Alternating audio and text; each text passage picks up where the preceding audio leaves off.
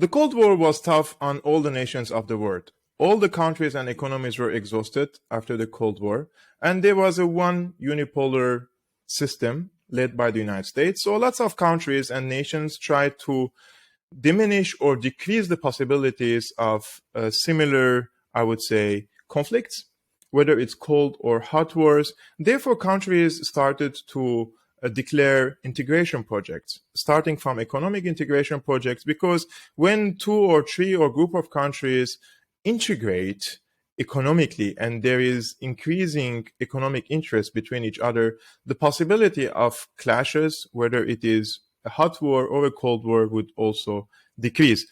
Therefore, we have seen, for example, the Maastricht Treaty. And why I'm mentioning this now, we will know later, because I'm going to address a very important issue today, which is related to Africa. But first, let's see what was the Maastricht Treaty. The Maastricht Treaty, the Treaty of European Union, commonly known as the Maastricht Treaty, is the foundation treaty of the European Union, concluded in 1992 between the then 12 member states of the European communities. It announced a new stage in the process of European integration, chiefly in provisions for a shared European citizenship, for the eventual introduction of a single currency, and with less precision for common foreign and security policies. So this was in short the Maastricht Treaty, which was the foundation for what we know now, the European Union. So there were other countries in other continents try to do similar integration projects. They declared similar projects and they started adopting this integration process on themselves. One of these integration processes happened in Africa, and it started in 1999 on this day, on the 9th of September 1999. And who reminded me of this?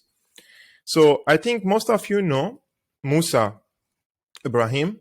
Musa Ibrahim is or was the former spokesperson for the Gaddafi government, and he posted today a very interesting post about a conference that happened on the 9th of September 1999.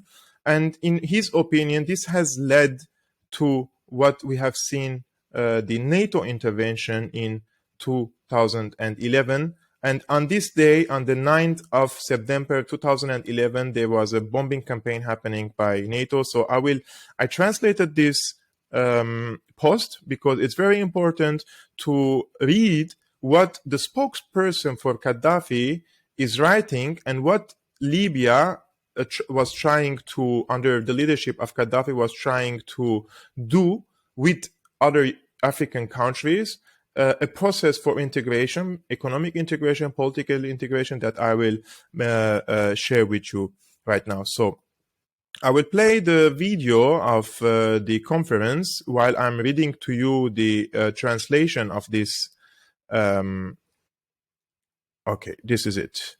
I will play the video while I'm trying to translate to you in English what happened on this day. So what Musa Ibrahim says: on this day, the 9th of September 1999, the Great African Union was announced in the Wagadougou conference hall in the Libyan city of Sirte, in the presence of dozens of African leaders. The Union would have had a unified African army, an African central bank, the African gold currency, the largest gold reserves in the world, the African Resources Organization that manages oil, gas, and minerals, the African Satellite Authority, the African Communications System, the Unified African Parliament, and the Joint Africa-Latin American Defense Treaty, or what is called SATO.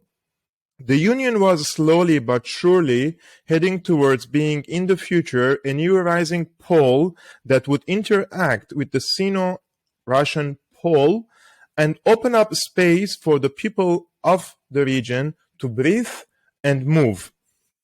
So advance and movement, I would say. On the same day, again, in the 9th of September 2011, NATO was bombing from land, sea, and air with hundreds of tons of bombs and missiles on the same hall and on the same city and on the same man, Gaddafi, ending this emerging project while it was under construction and development. Musa Ibrahim says, I still remember African and international leaders who told me in more than way and time that the 9th of September 1999 is what led to the 9th of September 2011. Personally, I had really no idea about this great African Union project, but I have known that Gaddafi had a project for a unified gold currency for Africa, and I have addressed this on Syriana analysis. I think you can watch it here or there. It is very important to see the root causes of the Libyan war, which was quoted with humanitarian intervention, that Gaddafi is killing his own people, blah, blah, blah.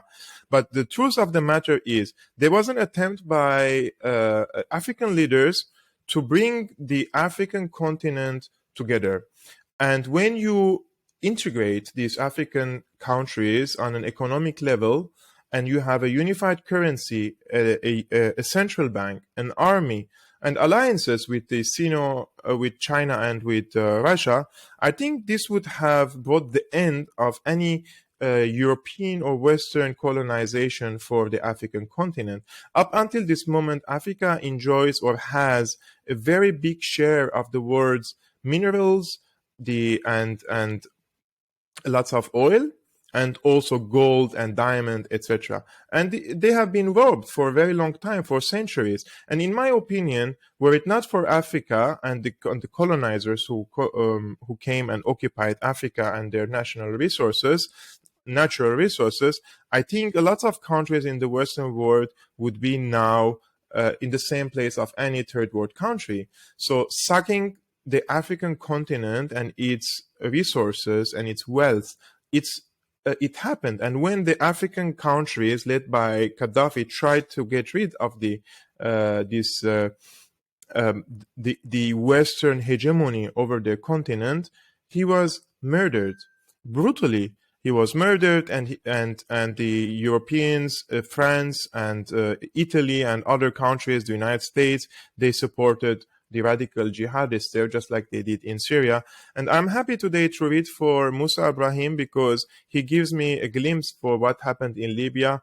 And Libya was a very big lesson for also Syria, for the Syrians, and what could come next for them, and what could have happened if the regime in Syria crumbled in the same way that it has happened in Libya. So lessons were learned by many Syrians, and thankfully today we have a person like Musa Ibrahim, and I think he also lives in Germany, and he's posting his experience because he was from the inner circle, he was a spokesperson for Gaddafi, and he knew lots of information that we haven't. And I knew that there was a project for a unified currency, and WikiLeaks proved that, and you can watch the video on Syriana analysis. But now we have other information that this great African Union would have led to a unified African army, an African central bank, African gold currency, largest gold reserves in the world, African resources organizations, African satellite authority, African communication system, the unified African parliament, and joint Africa-Latin American Defense Treaty, what is called SATO. So what do you think about this Great African Union project? Do you think that it is true that NATO intervened because of this in order to kill the dream of the Africans to become independent and to gain their independence and to be in charge of their national resources and wealth? Do you think this is a conspiracy theory? Have you heard about this project? I haven't, and I'm surprised, and that's why I wanted to share with you this, in my opinion, brilliant historical lesson, because we have to learn from these events. We have to take lessons so that at no time can the imperialists repeat the same crimes, and because our fate, we have to decide. Our fate is in our hands, and we have to be in charge of our national resources, because we deserve also to advance. We deserve to bring development in our countries. And I know there are so many mistakes that we have done in our countries. And I know that so many problems that we have to fix in ourselves first. But at the same time, these colonizers and imperialists, they don't let us alone. They don't let the people of the region to breathe, to study, to continue their education in a peaceful environment, and try to bring development in their country. So let me know what you think in the comments below. I've been your host, Kirk Almasen of Syriana Analysis. If you like my reporting and commentary, please subscribe and hit the like button. It's really great help. And also, if you want to support my independent work, you can become a patron or many other means in the description below. It's a great financial help from you guys. Thank you so much, and see you next time.